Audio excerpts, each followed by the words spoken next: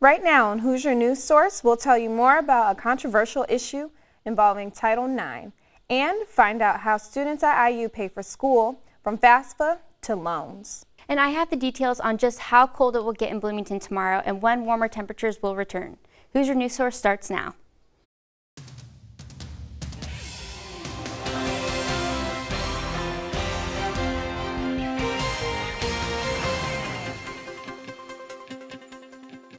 Hello, and welcome to this week's episode of Hoosier News Source. I'm Briana Higgins. And before we get to weather, IU just released that classes will be canceled tomorrow, January 30th, but campus will remain open. Classes will resume on Thursday, the 31st. And now, let's take a look at this week's weather forecast with Sarah McCorkle. Sarah? Thanks, Brianna. On Wednesday, Bloomington will be experiencing dangerously cold temperatures as an Arctic air mass plunges south into the Midwest. Taking a look at the map, we can see just how low temperatures will be getting across Indiana Wednesday morning. You can see Fort Wayne, negative 45 degrees, Indianapolis, negative 32 degrees, and Bloomington, negative 27 degrees with wind chill. So with these dangerously low temperatures, it's important to keep several safety precautions in mind when going about your day tomorrow. Taking a look, we can see limit time outside, wear multiple layers if you're headed outside, and watch for signs of frostbite, as this is a serious concern with these low temperatures. And while these tips are important to remember and implement, luckily we will be experiencing a relief from the cold soon. Taking a look at the extended forecast, we can see Wednesday, the high we will only reach 3 degrees, low negative 4. Thursday, 18 degrees, but as you can see, as the week progresses, we're getting into the low and mid 50s, which is a good sign for us here in Bloomington. And while the next few days are going to be brutal with the cold, there is some hope ahead with temperatures warming up later in the week. In the meantime, stay safe and be smart Hoosiers. It's not every day where we see wind temperatures this dangerously low. Back to you guys. And the Office for Sexual Violence Prevention and IU Student Government are talking about a controversial issue, especially for college students. Our Lexi Vanetti has more.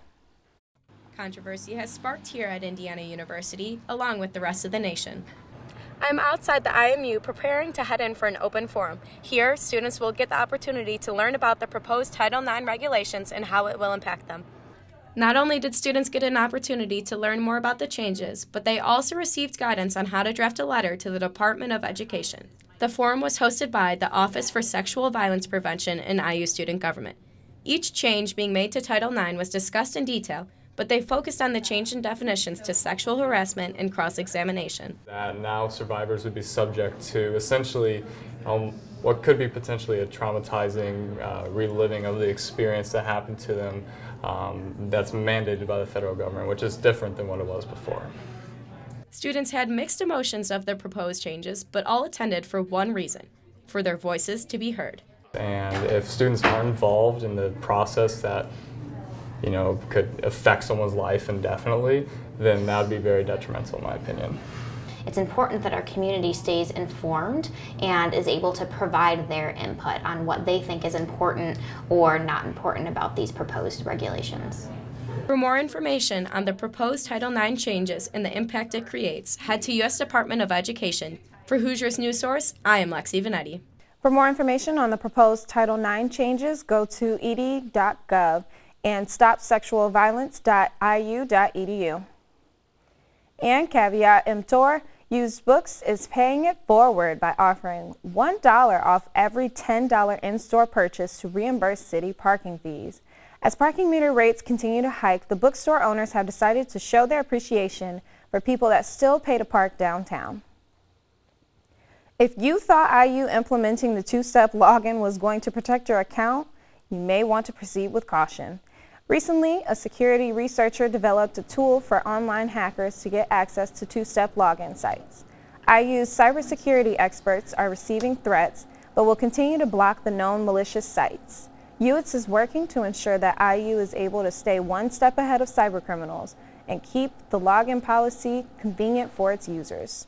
IU students are left feeling uneasy after not being notified about the shooting that occurred last Thursday near IU's campus. Our reporter Allison Zyhammer has more. Allison? That's right, Brianna. I'm here outside of apartment complex Knights Landing, where the shooting took place last Thursday. I spoke with students about the crime and their concerns on why they didn't receive any alert or notification. Here's more.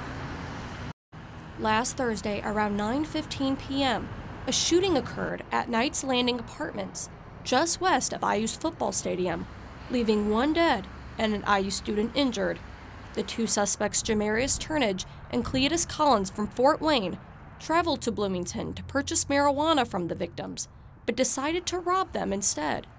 Both suspects were taken into custody at Monroe County Jail with the charges of murder and robbery. No IU alerts were sent out in regards to the shooting, and most students didn't hear about it until the day after it occurred, leaving many very concerned. It's not only scary, it's upsetting that we didn't get any notification for multiple reasons, and not just concerning like myself, but it scares me that no one that was in that area got the notification. IU Notify is the tool used to alert all IU students and employees about immediate dangers such as severe weather, intruders, ongoing harmful threats, as well as unsolved robberies and sexual assaults. According to IU spokesperson Chuck Carney, there was no immediate and ongoing threat to the campus in the aftermath of the shooting, and an IU Notify emergency message was unwarranted. Issuing such a message would have created a false impression of an ongoing danger. The police department also stated that this was not a threat to the public, but some students still stand by their worries and believe that they should have been notified. Student Leah Melton hopes that in the future, IU takes better action, suggesting a possible app to notify students about situations that may have not been seen as an ongoing threat to them and to the community. Or if there was a threatening instance on campus or near campus, that they could send out notifications through that if the texting and calling, emailing thing isn't working for them. For Hoosier News Source, I'm Allison Zeihammer. If you need a minute to de-stress from classes but don't have time to make it to CAPS, now you can video call to get help. With the low temperatures and snow, bundling up to travel is a hassle, but CAPS is eliminating barriers by offering video call services and support groups. The end goal is to increase accessibility, reduce stigma, and eliminate transportation issues. Eligibility requirements include having a working phone or laptop, living in Indiana, and taking a CAPS Now assessment to make sure people can benefit from the service. I think it's a great idea because I think a lot of times people just don't want to physically go into CAPS. They might be a little intimidated or scared, but from the comfort of your home or just using a laptop or something, I think I definitely would consider using it more, and I think a lot of other people would as well. CAPS has also expanded to offer support groups for the trans community, students of color, graduate students, and those with chronic illness. All group meetings are confidential and held at CAPS. For more information, visit the 4th floor of the IU Health Center. With just a few months until the deadline to submit a FAFSA application, students are once again coming face-to-face with how much money they will owe after graduation.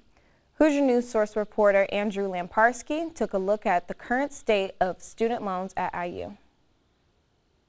Student loans, a phrase that brings anxiety to student borrowers and graduates across the country.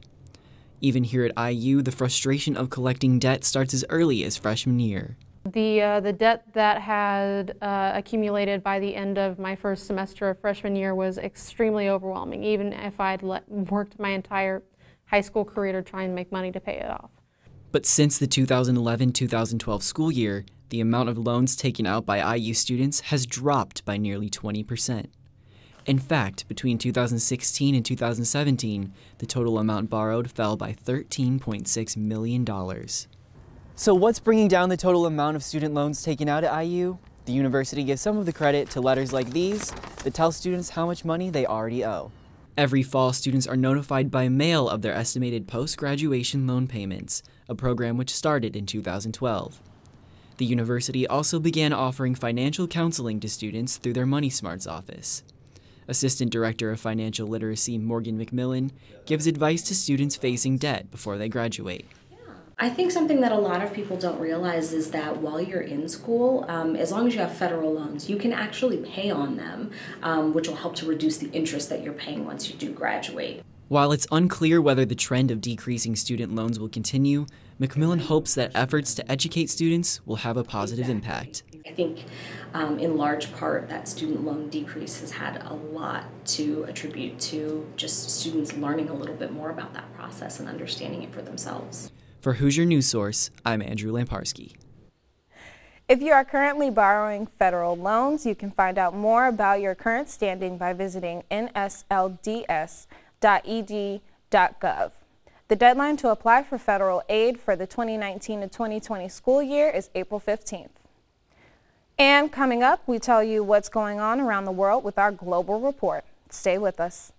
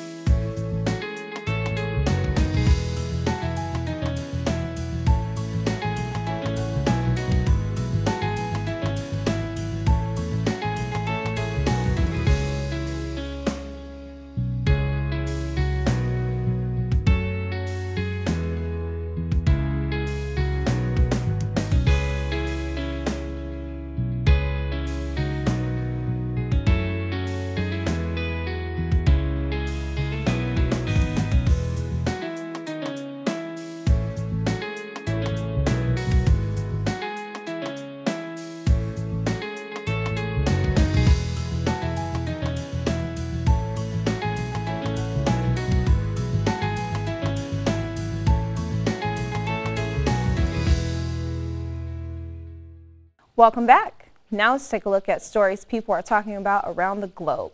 International reporter Larmie Sanyon joins us in studio with the Global Report. Larmie? Thanks, Briana. Tonight we begin in Venezuela, where protests have raged on since their president won re-election this month. There have been calls from the international community for President Nicolas Maduro, seen here, to step down. The U.S. is spearheading a coalition that recognizes the opposition leader as the interim president. However, the U.S.'s recognition of Juan Guaido and recently imposed sanctions causes a huge diplomatic rift between the countries. The world is watching as the two sides try to negotiate for the sake of the Venezuelan people. I suffer because of what is happening in Venezuela at this time, and that's why I hope for an agreement. And saying just come to an agreement is not enough. The solution needs to be just and peaceful. What I'm afraid of is a bloodbath. The Pope's comments echo that of many humanitarian groups. They call the situation in Venezuela a humanitarian and economic crisis. People in Havana across Cuba are cleaning debris and dealing with flooding after Sunday night's deadly tornado. At least 3 people were killed and 172 people injured. Some people say the tornado sounded like a jet engine. Cuban President Miguel Diaz-Canel visited emergency crews around the city and says the damage was indeed severe. Building damage forced one maternity hospital to evacuate. Some cars were seen covered in bricks and debris. Now to France, where Yellow Vest protesters took to the streets of Paris on Saturday, marking the 11th straight week of protests. The movement is nationwide. Protests began as a campaign against rising fuel prices and environmental taxes, but they have since broadened out into a general protest against President Macron and his government. Protests are expected to continue next week and for the foreseeable future. Officials from the United States and the Taliban are in the beginning phases of a peace deal. The announcement came Monday. These talks could eventually bring Afghanistan's almost 20-year war to an end. Acting Secretary of Defense Patrick Shanahan indicates he's optimistic about the talks. However, he didn't go into detail. I'd say really the takeaway right now, it's encouraging, and we'll let Secretary Pompeo and the ambassador be the spokespersons for that. It is unclear how long talks are going to last. And finally, today marks 2 months until the United Kingdom is supposed to leave the European Union. Today is also the day Prime Minister Theresa May faced another House of Commons debate about her government's Brexit plans. This needed to happen before MPs voted on a series of amendments to her plan. They did indeed vote today, but they decided to send May back to the EU to renegotiate. That's all for the Global Report tonight. Back to you, Briana. And that's all we have for you this week. For more campus and local news, visit our website at iustv.com and like us on social media, like us on Facebook, and follow us on Twitter at IUSTV News. From all of us here at IUSTV, thanks for watching, and we'll see you next week.